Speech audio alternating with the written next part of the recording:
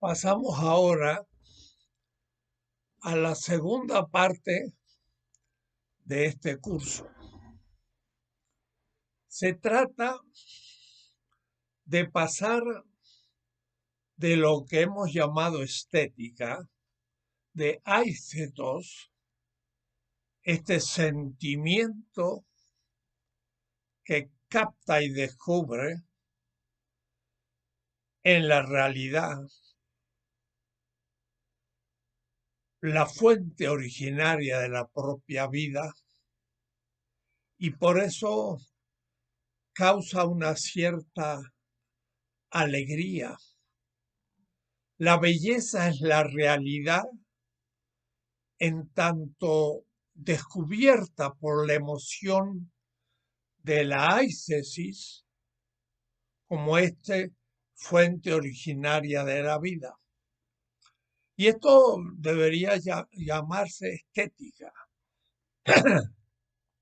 Mientras que la filosofía del arte, la artística, no es eso, aunque también lo incluye.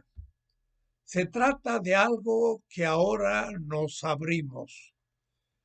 Y para un Hegel, por ejemplo, o aún un Sánchez Vázquez y muchos otros filósofos, son realmente la estética y lo anterior era una especie de introducción secundaria. Para mí no. Para mí esta aicesis estética como emoción ante la realidad origen de la vida se extiende entonces de alguna manera en los vegetales, de manera explícita en los animales y triunfa por último en la estética humana. Si un canario de la selva brasileña admira con un cierto tono de alegría la salida del sol, muchos más en el ser humano, que ve ese origen de un nuevo día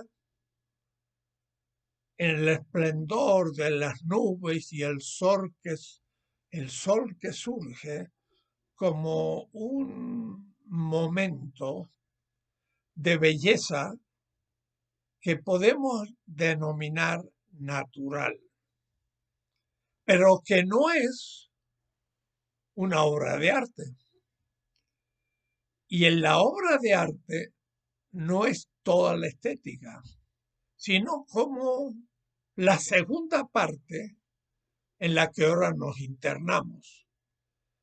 Ahora vamos a comenzar a hablar de la obra de arte de la especie humana. Y esta debe ser pensada entonces ahora como un segundo grado de la estética, porque la misma aicesis, esta emoción, va a ser subsumida como la impresión que surge la belleza de una obra de arte. Y en cierta manera, sí, por su complejidad y por muchas condiciones a las que vamos a hacer referencia, podría ser un grado de mayor expansión, tanto de la emotividad como del descubrir una realidad que no es una mera realidad natural, sino que ahora es una realidad creada por el ser humano. Un poco lo que Marx denominaba la humanización de la naturaleza. Y esta humanización sitúa la naturaleza en otro grado. Y yo quiero usar la palabra subsunción, porque subsumir significa incluir algo sin destruirlo, pero haciéndolo parte de un orden superior, tan simple como comer un pedazo de pan.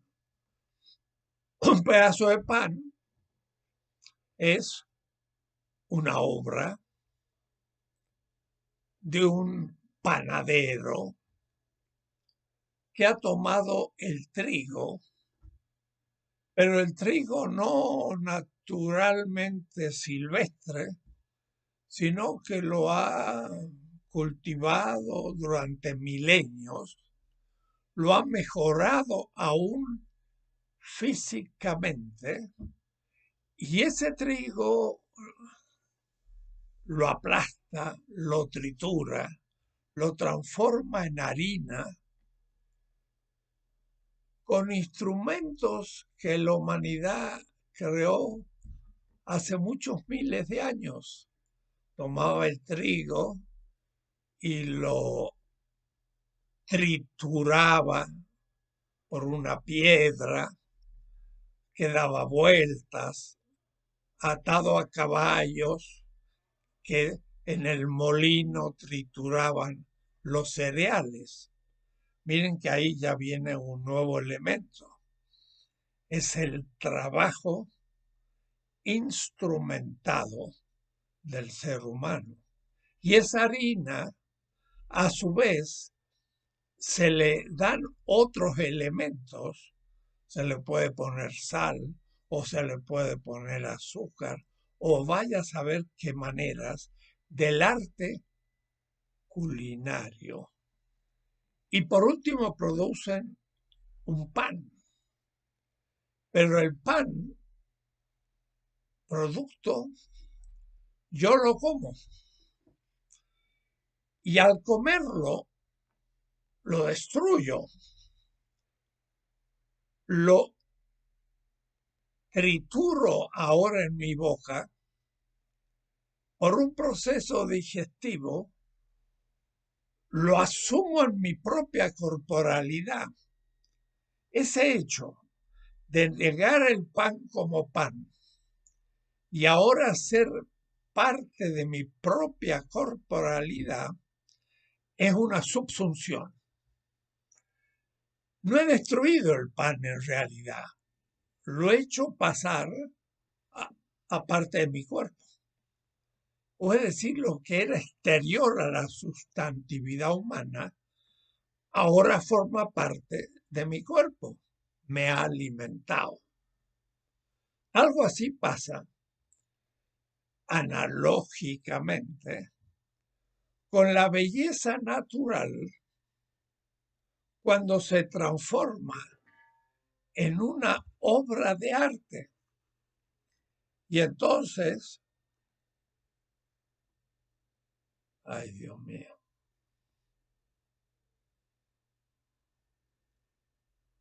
ocha,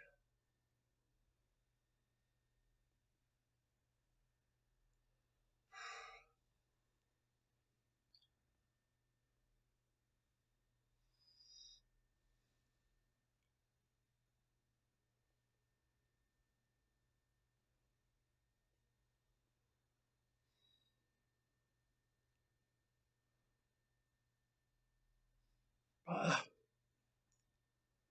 ay, ay, ay.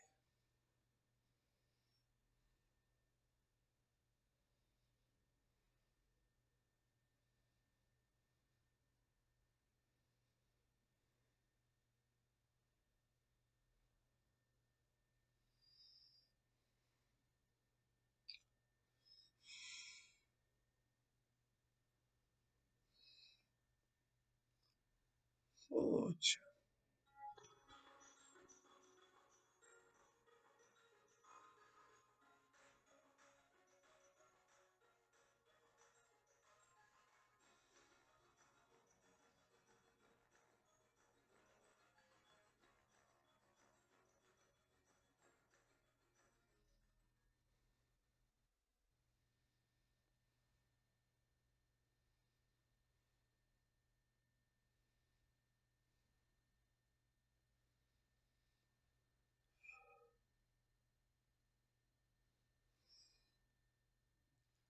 si me interpuso una propaganda y entonces me quitó la posibilidad de seguir mi clase. Todavía no soy tan experto para eliminar ese tipo de basura. Estaba indicando el concepto de subsunción. La belleza natural es subsumida en una belleza de la obra de arte.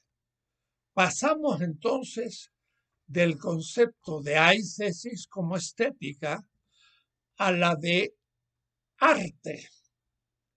Arte lo vamos a tomar del latín, ars, artis. Y en latín arte es ya un acto técnico.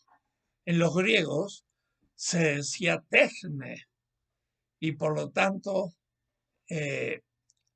tenía otra etimología. Lo técnico es lo producido y el arte también es lo producido. La producción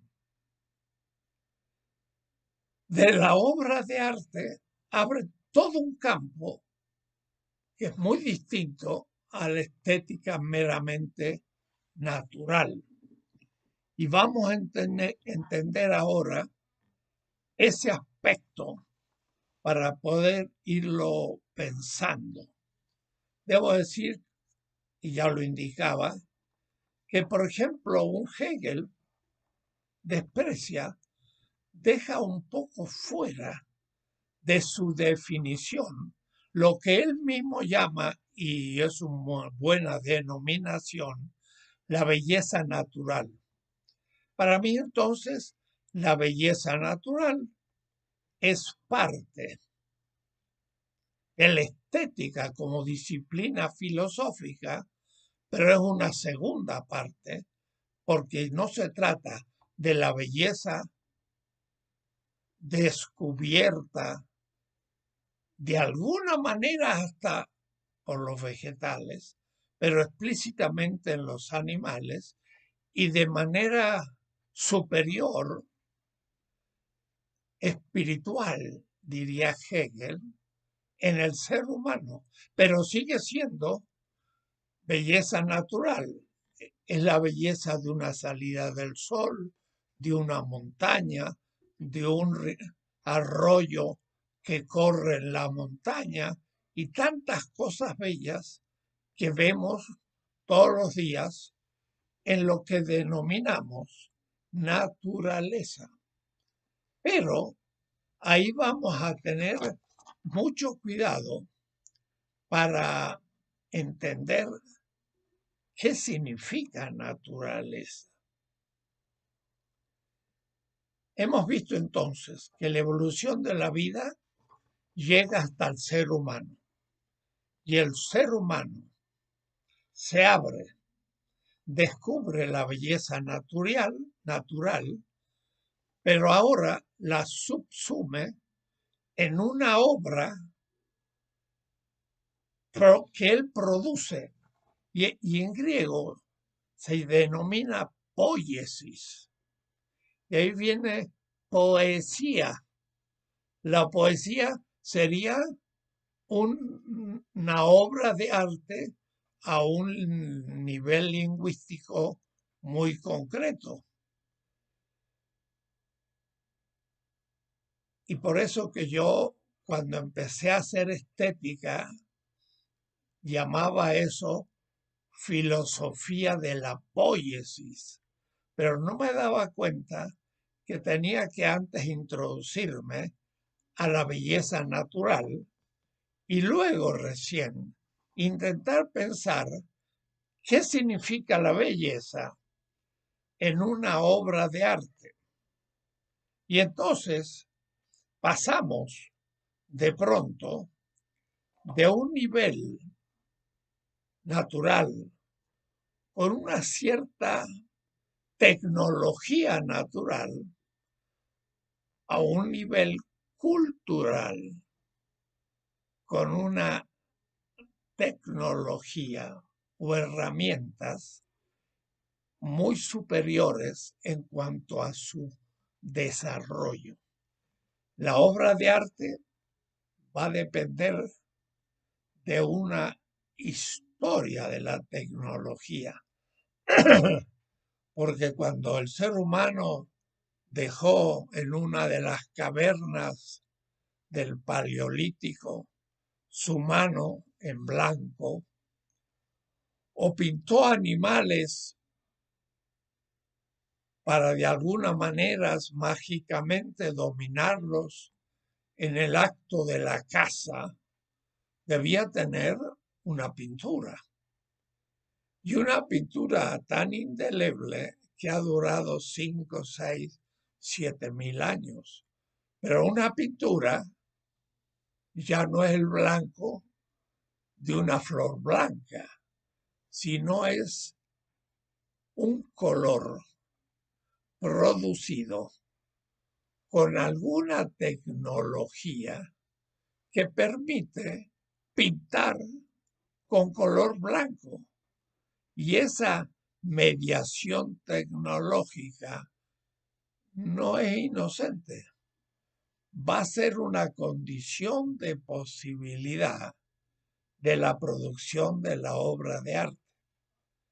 Y a medida que la tecnología de la obra de arte vaya desarrollándose, la obra de arte podrá expresar no la imitación de la naturaleza, sino podrá expresar la manera como el que produce esa obra de arte interpreta la realidad desde un mundo cultural, pero además de ser un otro horizonte mundano, también la emoción, el sentimiento estético va a crecer, porque se va a transformar en un sentimiento de segundo grado. Y esto me va a interesar enseguida irlo mostrando, porque justamente es un momento importante para defender una estética natural, diferenciarla de una estética cultural y poder describir determinaciones propias de la obra de arte, que no es lo mismo que la belleza natural. Había una cierta como tecnología natural, la que usan los animales, un pájaro, de nuevo, como ya he dicho, para hacer su nido, y algunos, como también he indicado, colgantes, lo que significa una tecnología, una prototecnología muy desarrollada, porque deberían tener sustancias que pegan muy fuertemente las primeras partes del futuro nido a una rama que ha sido muy elegida, porque si en los momentos de viento fuerte de ese lugar la rama se mueve demasiado, no es el lugar apropiado para hacer el nido. Y además, si hay animales que devoran pájaros, tampoco es el lugar.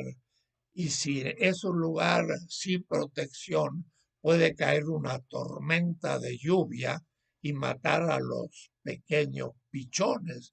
O es decir, el pájaro que hace un nido colgante de un árbol usa muchísimos elementos previendo la peligrosidad posible durante un año la resistencia ante esos vientos, lluvia, el frío o el excesivo calor, la resistencia a los materiales, para ahí después poner sus huevos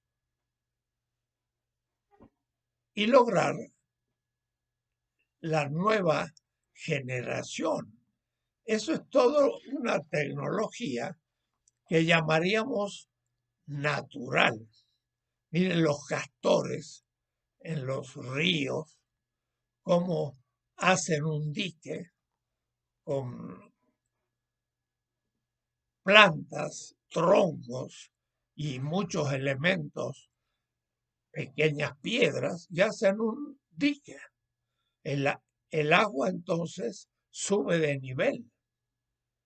Es decir, es toda una tecnología hidráulica.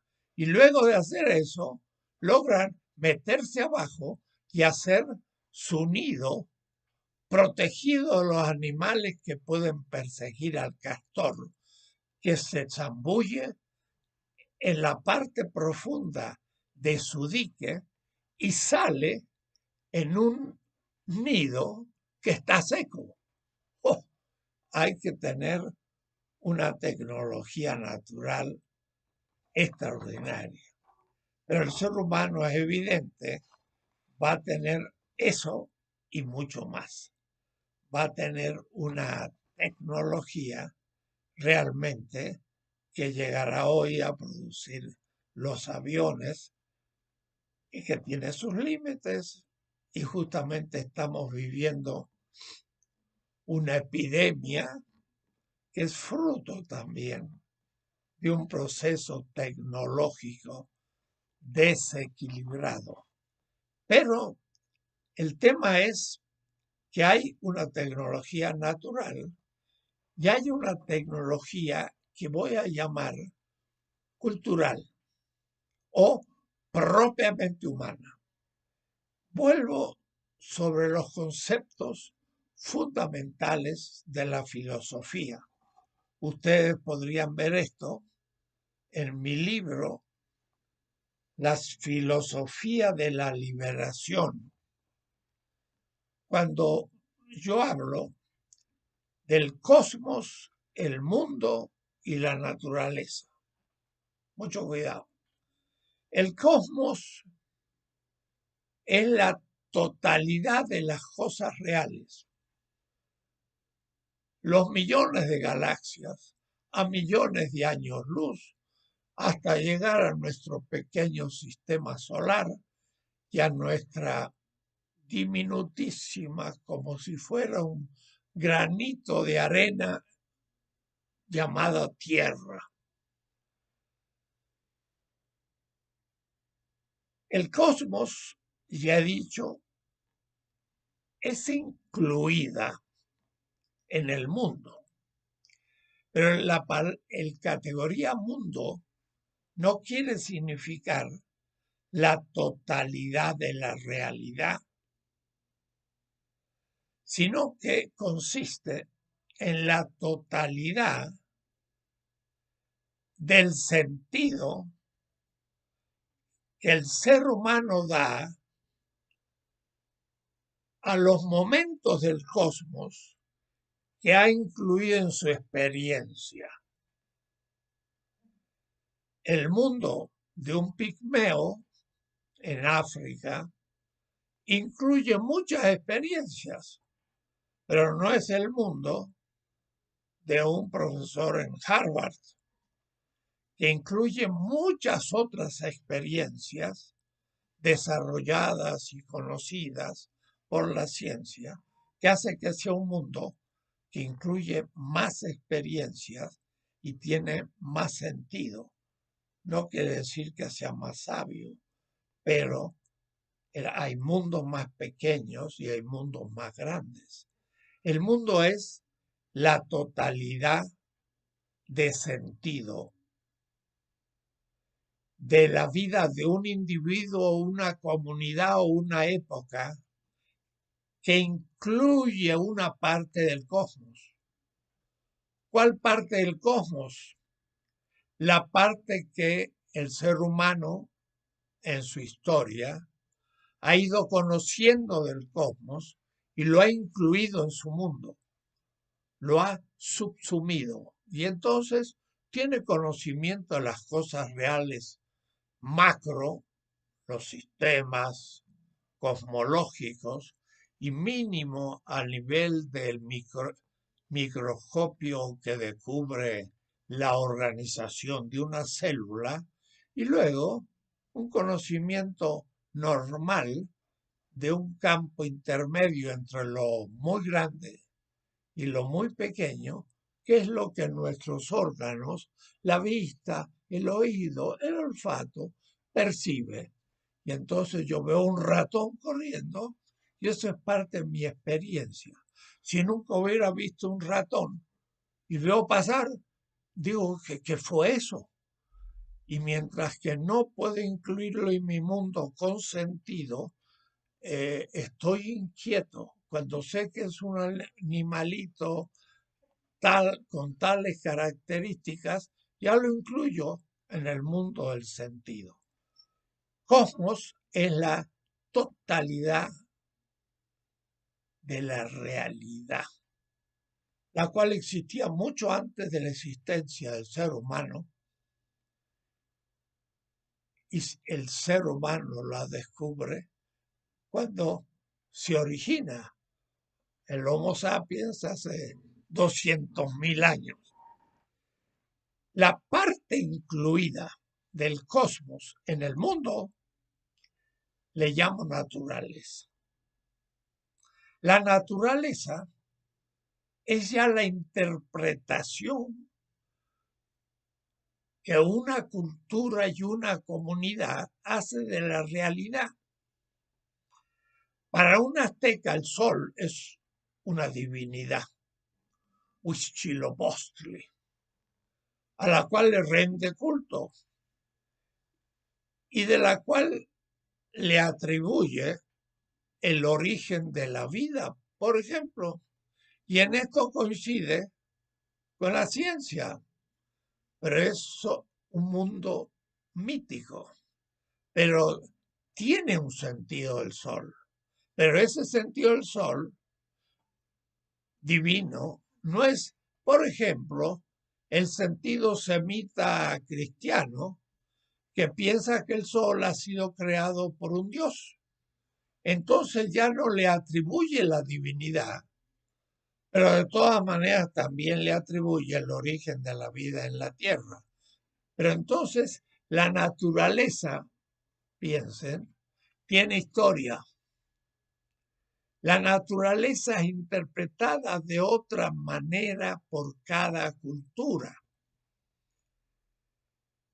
Y por eso que no voy a identificar naturaleza con la realidad cósmica.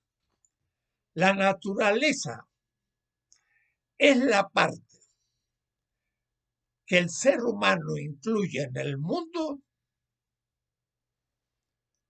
pero no modificado todavía por el ser humano como dado. Lo natural es todavía lo no trabajado y modificado. Quiere decir que el sentido primero de belleza natural es de la naturaleza. Claro que va cambiando según las culturas, ya lo veremos en la historia de la estética. Los griegos van a tener otro sentido de la belleza que los cristianos o el hombre moderno o el chino o el hindú o el azteca. Tiene distintos sentidos la naturaleza. Pero esa naturaleza se distingue de la cultura. ¿Cuál es la distinción entre la naturaleza y la cultura? La naturaleza es lo dado, dentro de lo cual el ser humano empezó sus experiencias como Homo sapiens hace 2.200.000 años, como Neandertal quizás 600.000, como Pithecanthropus pekinensis, más, porque ya descubrió el fuego hace 600.000 años. Ya hablaremos de ese descubrimiento. Todo lo que les estoy diciendo pueden leerlo lentamente y de una manera simple en mi obrita Filosofía de la Liberación, que está en mi página, que tiene muchas ediciones en muchas lenguas. Así que denle una ojeada si pueden para entender. Repaso. El cosmos es la totalidad de la realidad. El mundo es la totalidad de la experiencia humana que incluye una parte del cosmos, porque hay mucho del cosmos que no conocemos. Hay millones de galaxias que están fuera de nuestra observación. Hasta hace poco no sabíamos lo que eran esos oscuros huecos que se chupan estrellas. No sabíamos lo que era.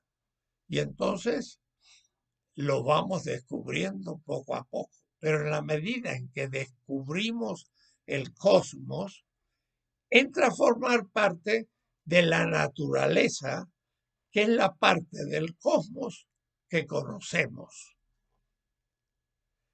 Y dije, esa naturaleza se distingue en la cultura. ¿Cómo? Muy simple. El ser humano, como los animales también, podríamos hablar de una protocultura, porque un animal que está en la pradera africana, leones, empieza a modificar la realidad y come ciertas especies y deja otras. Pero claro, el ser humano, con su capacidad autorreflexiva, el cerebro humano crece y el ser humano tiene autoconciencia, comienza a poder modificar de manera más sustantiva a la naturaleza. Y tanto lo ha transformado que en este momento la Tierra casi es un jardín o un basurero, pero de la especie humana. Y por eso Marx decía, a mí no me interesa la materia como materia física, me interesa la materia como materia de trabajo.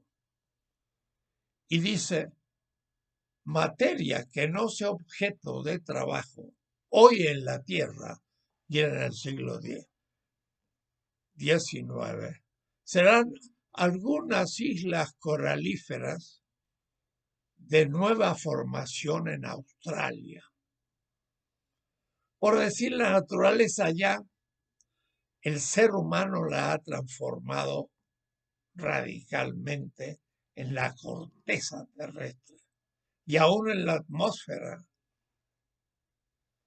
haciendo el hueco de ozono y otras situaciones ecológicas muy conocidas. Pero entonces el ser humano transforma la mera naturaleza en la materia de la cultura. Y eso se hace a través del trabajo, o es decir, de la acción productiva del ser humano en la naturaleza. Ahora, podríamos hacer muchísimas reflexiones, cómo el ser humano llegó a esto de hacer obras y obras de arte. El ser humano es el fruto de la evolución de la vida en la Tierra. Hace millones de años hubo la primer diferenciación entre los primates que no tenían tanto desarrollo como el ser humano, y los primeros tipos de Homo, y ya dije el Neandertal y por último el Homo sapiens. El ser humano tiene una articulación de los órganos de su cuerpo muy especial. Hay animales que tienen un ojo en las dos partes de la cabeza, los pájaros, y con uno ven 180 grados y con otro 180 grados, pero hay una región ante ellos y atrás de ellos que no ven. Y entonces hay espacios no vistos. Pero además, los órganos superiores se transformaron en alas y solo tienen patas articuladas para agarrarse justamente de los vegetales y para poder comer, pero tienen dos miembros. El ser humano, que viene de los primates en la región oriental del África, debió descender de los árboles porque era un arbífero que comía vegetales. Y al secarse regiones del África de selva, tuvo necesidad de descender del árbol que se secaba y se puso de pie, o por lo menos comenzó a querer ver más lejos, y por eso entonces que lentamente fue liberando sus dos extremidades superiores y apoyarse en las dos inferiores. Eso le produjo todo una variación de su columna vertebral, pero especialmente los músculos de la nuca que tenían que sostener, en el caso de un caballo, la cabeza que pende, y estos músculos obstruían la posibilidad de que el cráneo pudiera evolucionar. El ser humano, como los primates, de pie, bípedo, apoyó su cabeza sobre la columna vertebral, disminuyeron los músculos de la nuca y el cráneo comenzó a dejar crecer el cerebro. Y el crecimiento del cerebro aumentó en miles de millones de neuronas y empezó a dar una capacidad de organización tremenda, que fue justamente lo que llamamos inteligencia, voluntad y emotividad, y que organiza sin conciencia miles de funciones de la corporalidad humana. Pero es interesante. El ser humano tiene sus dos ojos frontales, de tal manera que en la espalda no ve, pero delante de su cabeza ve bifocalmente. O es decir, si yo pongo un dedo, lo veo con el ojo derecho y con el izquierdo. Quiere decir que tengo una doble visión.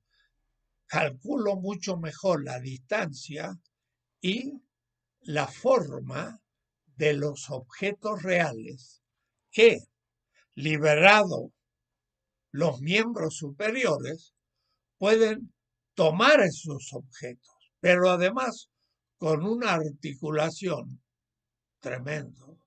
El dedo tiene un carpio, metacarpio y dedo, y entonces podemos nosotros aprender.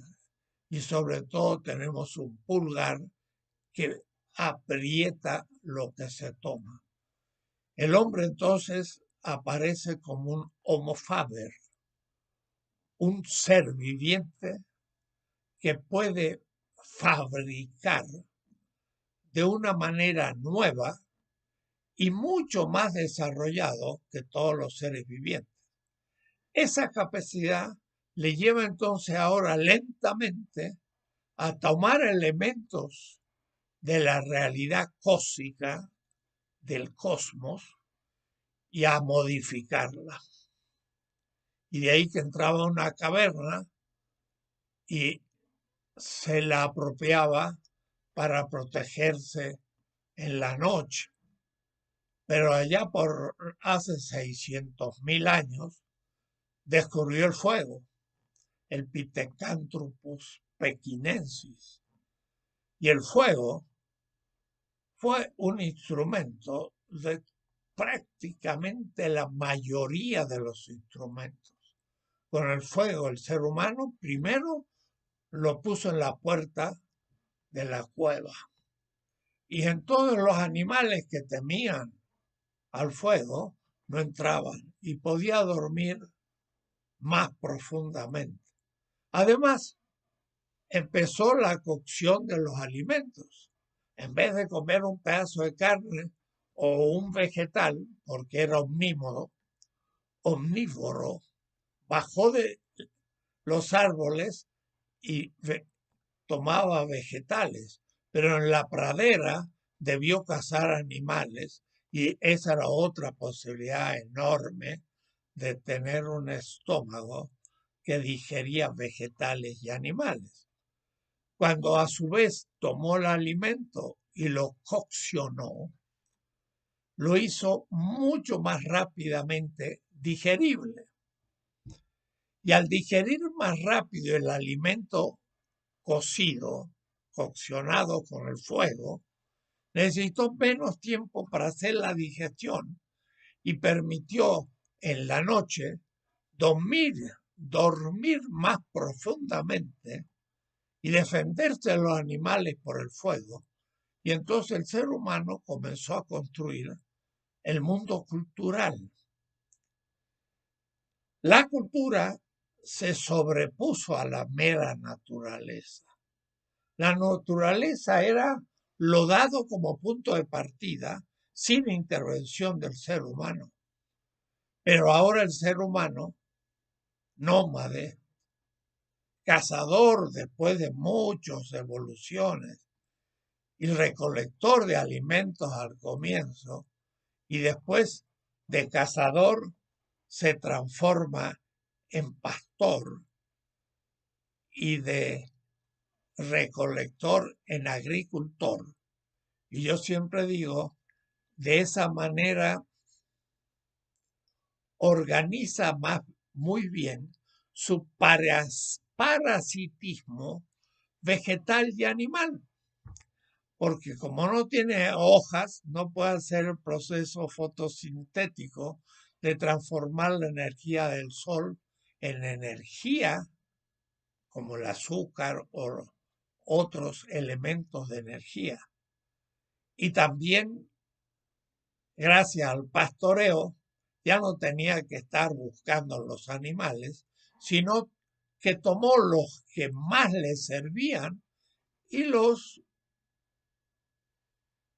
desarrolló cuidándolos el pastor y, claro, carneándolos cuando necesitaba comer, pero ya no tenía que estarlos buscando. Y gracias a eso surgen las ciudades en el Neolítico y ahí ya hay un desarrollo tecnológico enorme. Estoy indicando todo esto porque es la obra. El ser humano crea un segundo piso de realidad que modifica el cosmos como naturaleza y lo hace ahora el elemento material de las culturas. Y esto es fundamental, porque lo que llamamos obra de arte es una obra que tiene una relación material con la naturaleza, pero la modifica. De allí viene la idea de que la obra de arte lo que hace en verdad es imitar la naturaleza. la mímesis de los griegos. Y aún Lukács, un gran pensador marxista húngaro, que escribe una monumental estética, habla todavía de la imitación. Lo que pasa es que el ser humano, al tomar un elemento natural y hacer la obra de su acción transformativa, no imita, sino que transforma o la subsumen, ya no en un sistema meramente natural, sino en un sistema cultural. Y entonces, aún lo que aparece como la imitación de la naturaleza es una expresión material que ha pasado por un largo proceso cultural y espiritual objetivo. Pero lo que me gustaría ahora indicar es que también subjetivamente la aithesis como el sentimiento ante lo bello, que es el descubrir la realidad desde un horizonte, la realidad de la vida. Y entonces esa alegría ante el sol, que lo tiene un gallo o un canario de la selva brasileña, la tiene también el ser humano. Pero si el ser humano pinta una aurora, ya es otra cosa. Porque también ha cambiado el propio sentimiento. Para entender un poco lo que sería un sentimiento como ante la belleza natural y el sentimiento humano ante la obra de arte, me gustaría recordar que los sentimientos pueden ser primarios y secundarios. Un sentimiento primario es el dolor, la sensación de dolor, que pongo el dedo en el fuego y me duele el dedo. Claro, esto impacta al cerebro y ahí hay el derrame de una sustancia que hace que yo sienta el dolor. Claro, siento el dolor para sacar el dedo. El dolor al fin es un sistema de advertencia del peligro de perder la vida. El peligro de los peligros es perder la vida. Y el sistema del dolor, como el del placer, están ligados. El sistema del dolor advierte que esto que has hecho duele. Por lo tanto, no lo repitas. Pero en realidad te está diciendo, porque si lo repitas, por último, morirás. Y el placer es lo mismo, pero en positivo. Por eso que la estética tiene que ver con el gusto positivo y el disgusto. Lo positivo es el placer y lo negativo es el dolor. El placer también está a un nivel natural, uno. Pero hay sentimientos de segundo nivel. Y eso en el ser humano está más desarrollado, claro, que los animales por su sistema cerebral. En el sistema límbico, dicen los neurólogos, está la afectividad. En el sistema neocortical está más bien las condiciones del conocimiento. El sentimiento está ligado al sistema límbico. Tengo tristeza, tengo alegría, y esto es una parte del cerebro, son las dos partes fundamentales. Y en el sistema límbico, que es el sistema afectivo, discierne perfectamente el placer del dolor. Claro que hay gente que por algún defecto, por alguna patología, aproxima el centro del placer con el centro del dolor. Y entonces tienen placer de tener dolor y es masoquista.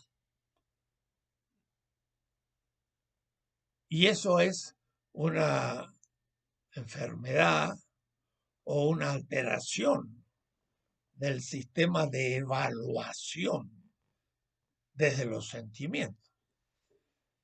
Pero no es lo mismo el dolor que el miedo. El miedo también es un sentimiento. También es lo que Zubiri llamaría un tono. Ante el miedo me puedo quedar blanco. O es decir, la sangre no fluye. Y por eso que ante algo terrorífico e inesperado, uno a veces no sabe cómo reaccionar, porque el sistema cerebral cae en una especie de incapacidad de continuar funcionando normalmente. El miedo puede inmovilizar. Lo mismo pasa con el placer. No es lo mismo el placer que la alegría, porque en el caso de el placer, yo siento algo que me gusta y esto ya es un momento estético, porque lo que me gusta tiene que ver con la vida. Y por eso que al niño le gusta el chocolate.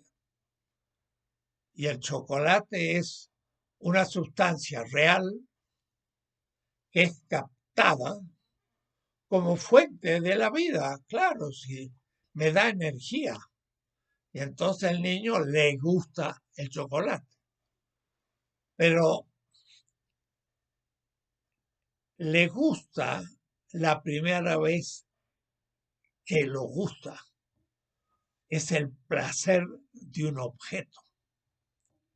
Y dice, qué rico. Pero eso lo guarda la memoria. Y lo elabora el neocortical y la que llamaríamos inteligencia práctica.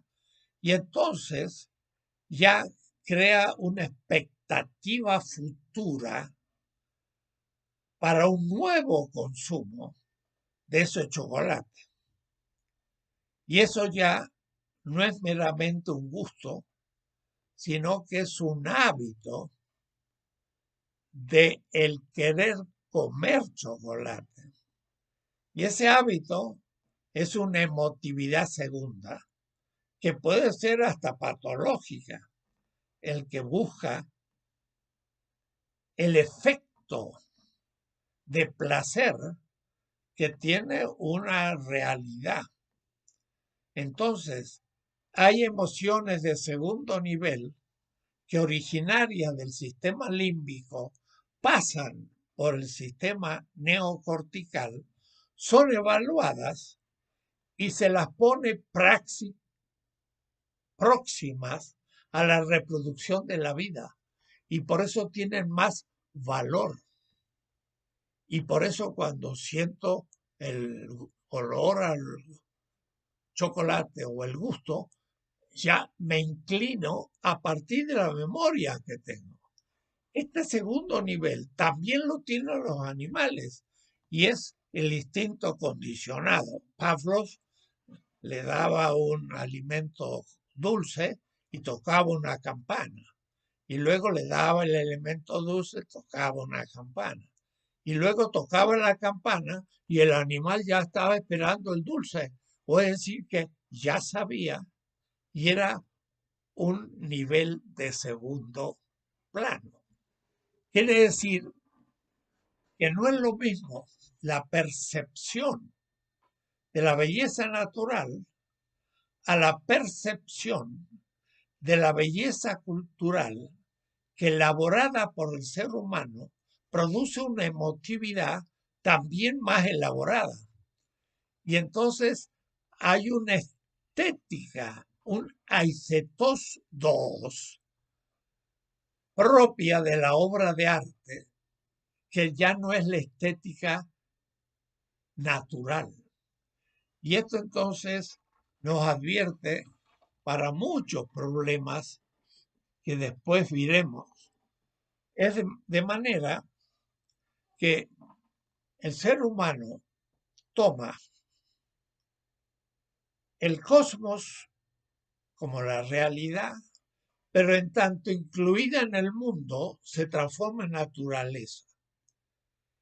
Y la belleza natural es el descubrimiento en un objeto cósmico, pero parte de la naturaleza, que es captado como bello porque es el origen de mi vida. Pero cuando paso al nivel de la cultura, una obra de arte produce un estímulo y un sentimiento y afectividad de segundos nivel. No es ya el placer, sino la alegría. No es el dolor, sino el miedo. Y entonces pasamos a una estética cultural. La obra de arte abre la segunda parte de la estética, que es la estética cultural.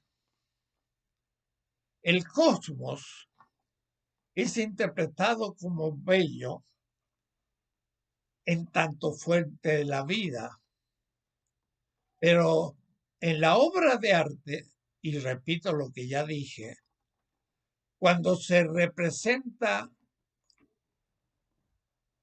una cosa real, por ejemplo, eh, un pintor, como ya he dado el ejemplo en Van Gogh, pinta unos suecos holandeses llenos de barro, no son meramente naturales, sino que ha sido esa naturaleza subsumida en un mundo cultural que transforma, acrecentando hasta el infinito el canto del gallo como una novena sinfonía de Beethoven en el canto de la alegría. ¿Cuál es la diferencia entre estos dos cantos? Entre el canto del pájaro y el coro, que en un espectáculo japonés, según veía hace poco, hubo un coro de 10.000 personas que ocupaban un estadio de fútbol para jugar, para tocar la novena sinfonía en el momento del canto de la alegría. Que de paso, y es muy importante después para ver este asunto, Beethoven, en su pequeña habitación de un pobre en el fondo, y viendo por la ventanita, según uno puede ver hoy cuando va a Bonn, veía el Rin, el río Rin. Hoy no se ve porque hay edificios. Y ahí estaban cantando los campesinos alemanes.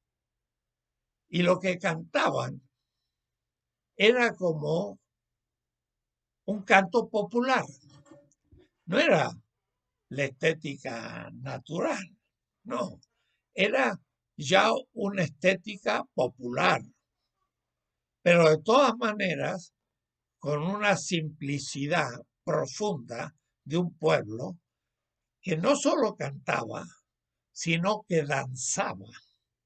Y danzaba en una fiesta en la que celebraban la vendimia, que justamente era la uva y la vid como origen de la vida de estos campesinos. Y además que daban un tanto de euforia por el alcohol y el vino al hecho de comer. O es decir, Beethoven vio a esa gente de pueblo e inspirado, ya veremos, por la fantasía, o es decir, creó una obra desde una tecnología muy avanzada, porque no hacía mucho tiempo que había sido descubierto el piano. Había pianolas y cosas mucho más simples en el Renacimiento, pero ya en el siglo XIX, en su comienzo, al fin del XVIII, el piano entró a poder discernir muy bien las notas y los bemoles y también pedales que daban otra tonalidad. Y entonces la música desarrollaba y se distinguía del canto del pájaro.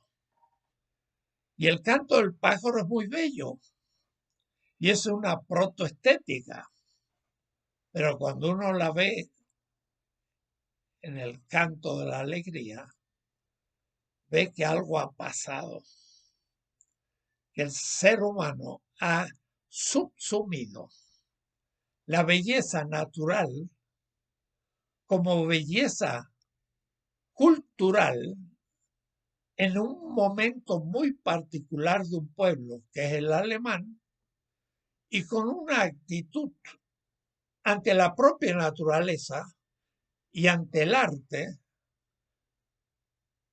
de una creatividad excepcional llamado el romanticismo alemán. Y eso entonces cambia la emotividad, porque ya cuando uno lo escucha y qué decir por primera vez, pues hasta las lágrimas le salen porque es un choque.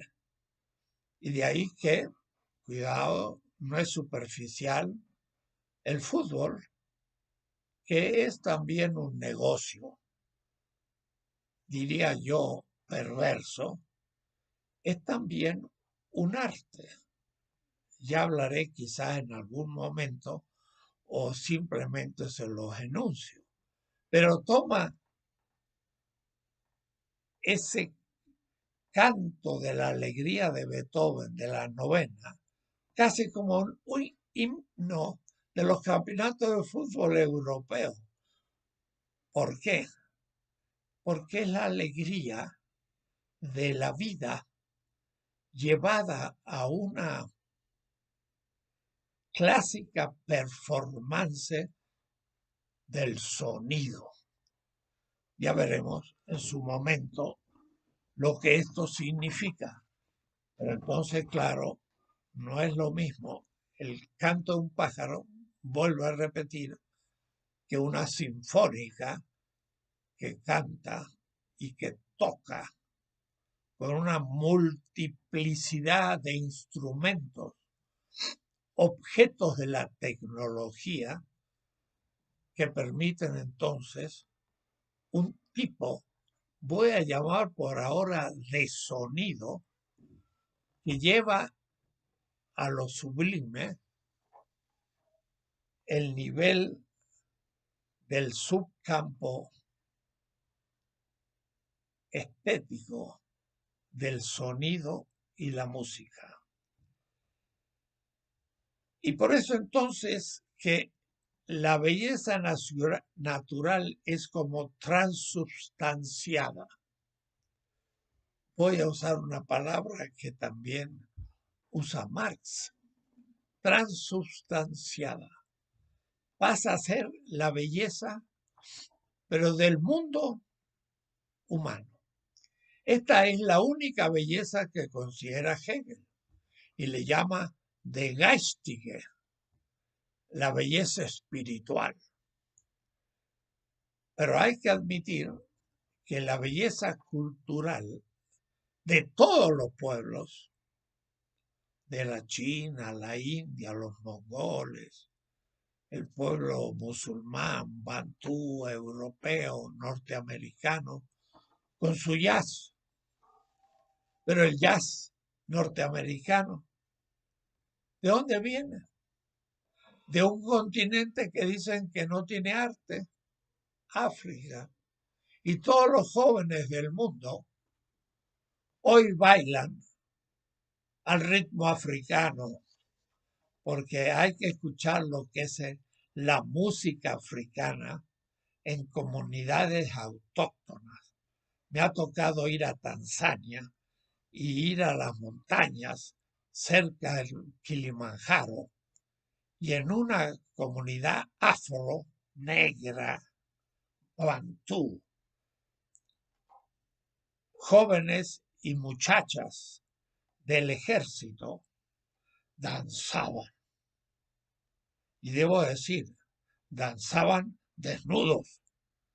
Y cuando yo vi esa belleza de la danza, me dije, lo que se llama danza en otros pueblos, ni saben mover el cuerpo, ni saben lo que es la danza, los africanos, al ritmo del tambor. Y esto es de una belleza que une el ritmo del tambor como música al movimiento del cuerpo como danza y con cantos míticos sagrados que le dan sentido a esa danza que es sublime. Y por eso que ese ritmo después pasó a los esclavos de Estados Unidos y esto se transformó en el jazz y luego en todo el ritmo moderno de la música con la que toda la juventud del mundo baila hoy. Es de origen africano. ¿Cómo que los africanos no tienen obras de arte? Además que Egipto era africano. Y Tutankamón era negro, afro. Y la gran faraona que encandiló al general romano Antonio Cleopatra era negra. Y entonces el Egipto es africano. ¿Cómo es que no ha dado arte? En fin, este es un tema que ya volveremos contra el eurocentrismo de la valorización solo de las obras de arte europeos, en la que yo vengo de caer al hablar de Beethoven y su novena sinfonía, porque podría empezar a recorrer la música de todas las culturas y encontraríamos composiciones musicales del mismo nivel. Y bien, la obra de arte entonces supone un gran desarrollo tecnológico porque es necesario transformar la naturaleza en una obra de cultura. Y por eso tiene una historia del arte. Y los instrumentos de la pintura, de la arquitectura, de la música, de la literatura, de todas las artes, están suponiendo un desarrollo técnico del el cual nos muestra la necesidad de una historia muy diferenciada en todas las culturas.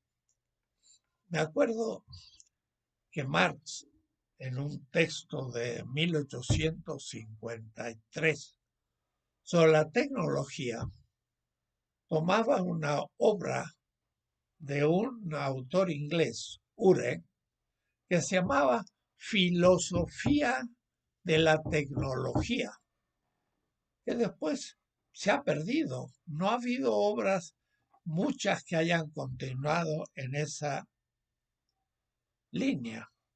Y entonces ahí Ure, y Marx lo leyó con mucho cuidado y tiene todo un manuscrito que yo publiqué primera vez en español, que tradujo del alemán mi hijo, habla de la lógica de la producción instrumental. Los instrumentos son esenciales. Alguien me enviaba una música tan hermosa de Atahualpa Yupanqui, un pueblo originario indígena argentino, pero gran guitarrista. Y bueno, la guitarra es un instrumento de cuerdas, como el piano y como el violín, y hay muchísimas. En la China hay otro tipo de arpas y de música de cuerda. Y el guitarrista entonces rascaba, podemos decir, unas cuerdas que vienen de los animales, se toman del cuero y se hacen especialmente, y luego tienen su técnica. Y entonces no hay canto popular que no tenga instrumentos populares.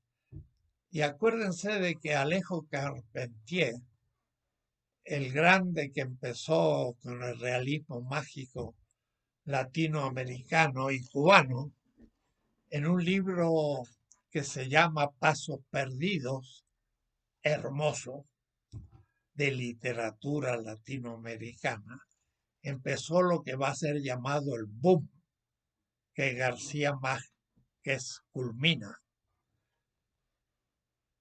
Y justamente el tema es que es necesario volver a nuestras raíces para saber buscar las obras de la cual nuestro pueblo ha producido y se siente cómodo, porque cada pueblo tiene sus distintas obras de arte. Y el eurocentrismo, ya veremos, va a indicar solo una línea: Grecia, Roma, Edad Media, modernidad europea, y todo lo demás se ignora.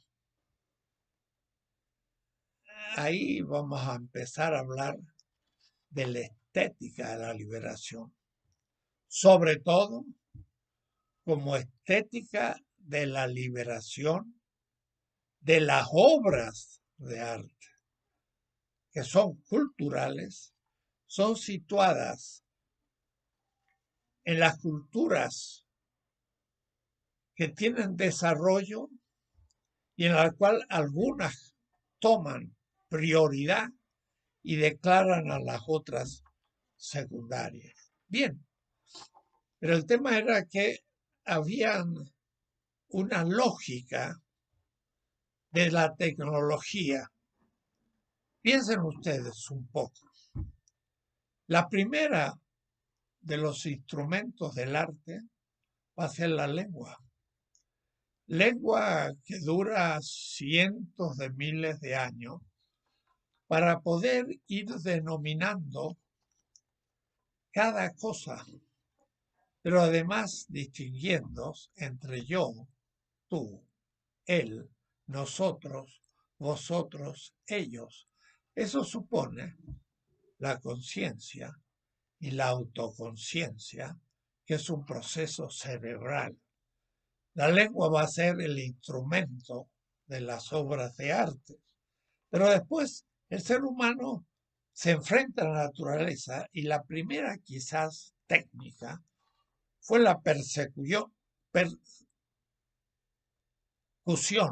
tomar una piedra y golpear contra otra. Y la más dura rompe la menos dura.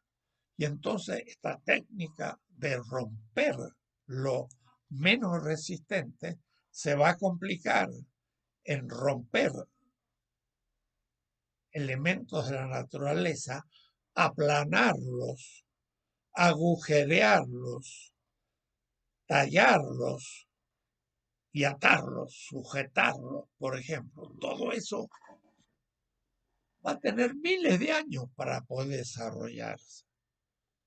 Y después vendrá todos los instrumentos que se lanzan, desde un fémur al principio hasta pues una piedra. Pero por último se descubre la punta y entonces aparece el cazador que debe atravesar una piel dura del animal y matarlo, lo cual después se usa para dominar a otros hombres y aparece el guerrero. Pero es entonces de nuevo el material más duro, por ejemplo, una piedra, y es toda la técnica litia que, que hay que pulir la punta y que hay que frotar para pulirla y luego se lo coloca como punta para una lanza o para perforar objetos. Y también el nudo, por ejemplo, tan simple, el lazo, y también después, gracias al fuego, como ya dije, la coacción de los alimentos. Y en el neolítico, la alfarería, que ahora es crear un recipiente para tener agua, para coccionar el alimento, y la alfarería se transforma en un arte y se lo decora. Y estamos en la obra de arte. Y después la industria de los metales, que en vez de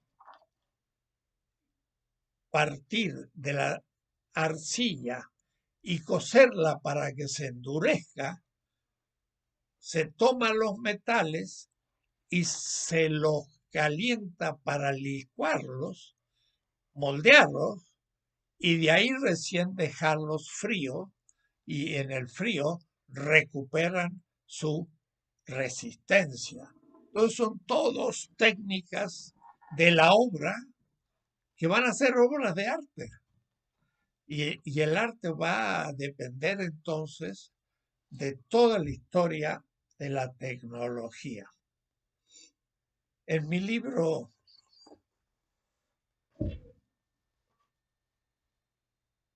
Hacia una estética de la liberación, donde ya les he dicho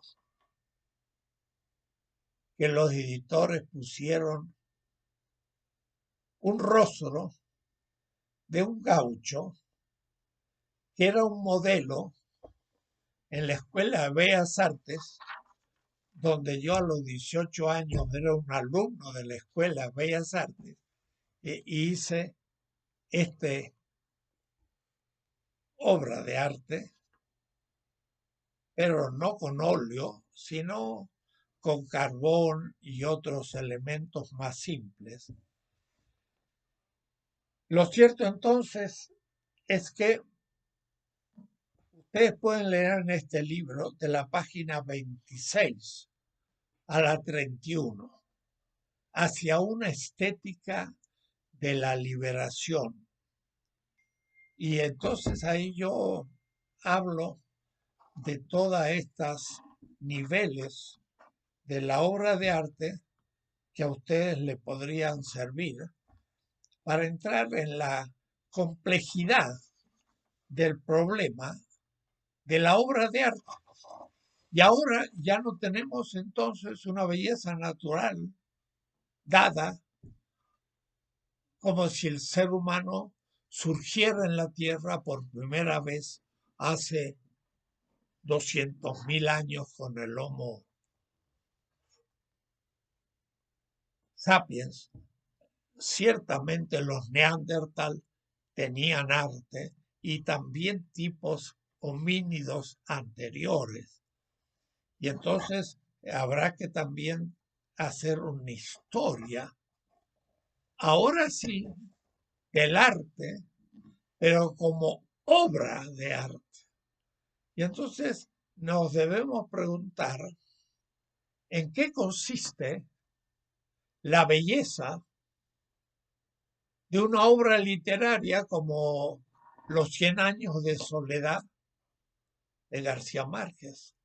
¿En qué consiste la belleza de una pirámide mayor azteca o la ciudad de Cusco entre los incas que construían paredes en donde no ponían ladrillos del mismo tamaño para hacer un muro, sino que usaban una piedra cuadrada, por ejemplo, pero al lado labraban justamente el engarce de esa con la otra y la otra podría ser triangular. Entonces es una pared pareja y sin embargo cada piedra ha sido labrada. Una obra de arte en Sacsayhuamán. Y entonces una arquitectura espléndida de nuestro continente. Y así podemos ir recorriendo todas las artes de todas las épocas. ¿Y en qué consiste la belleza de la obra de arte? Porque si dijimos que la realidad natural era descubierta en su belleza como fuente de la vida, ¿en qué sentido una obra de arte manifiesta también la relación con la vida? Tendremos que irlo elaborando, esos conceptos. Pero ciertamente para volver al ejemplo eurocéntrico de la novena sinfonía, la música que moviliza, dicen los neurólogos, algo como 70.000 millones de neuronas, conmocionan toda la corporalidad y abren la posibilidad de un mundo más bello. En cuanto que la vida del ser humano es vida cultural y gran parte de nuestra existencia se juega a un nivel de construcción de la interpretación del mundo. Y por ejemplo, los grandes mitos de un pueblo son construcción también de la estética. Y son los que dan sentido a la vida y sentido a un pueblo. Y eso está tan debajo que ni nos damos cuenta. ¿Cuál es la diferencia de un chino con un hindú? De un hindú con un semita musulmán.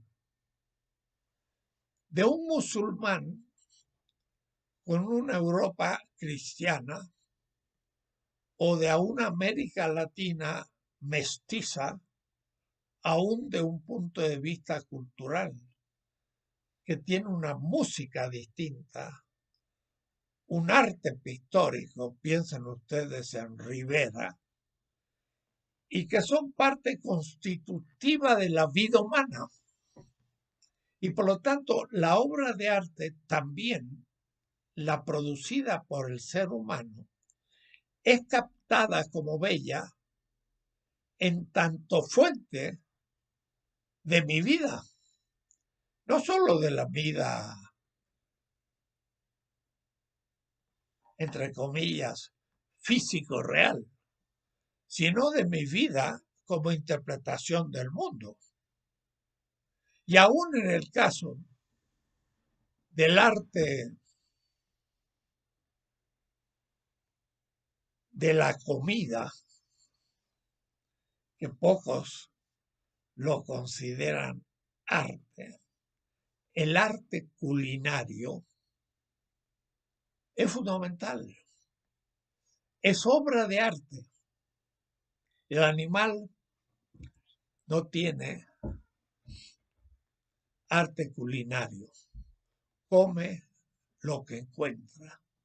El ser humano lo modifica, lo condimenta y logra un equilibrio porque por costumbre reproduce la vida de la comunidad.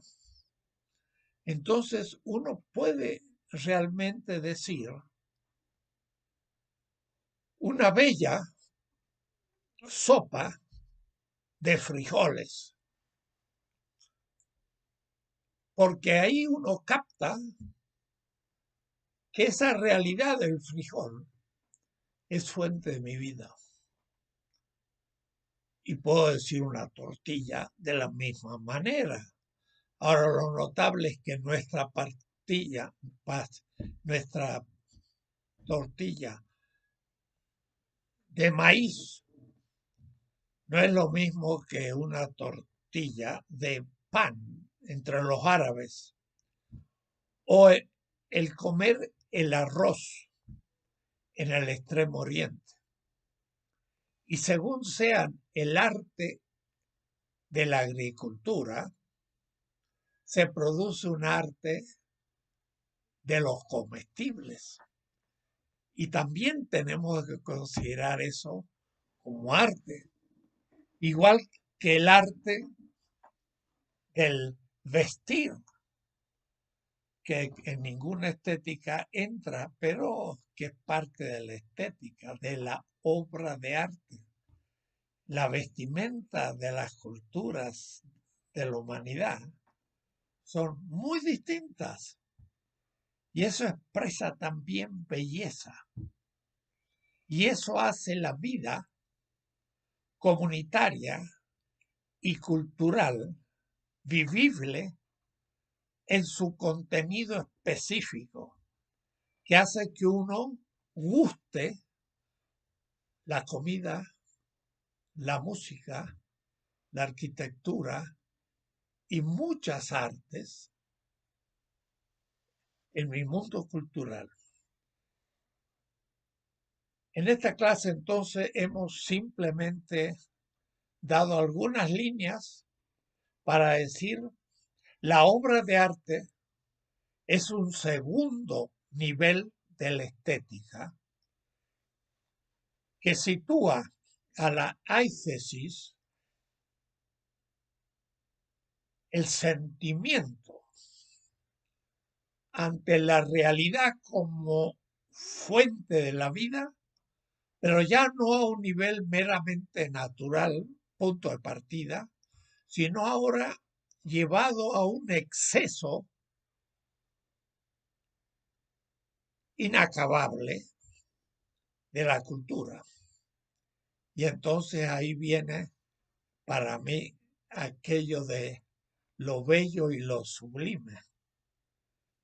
Lo sublime quizás sea justamente la belleza cultural de la obra de arte.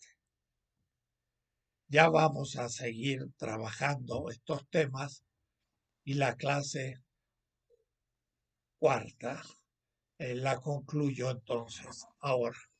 Hasta luego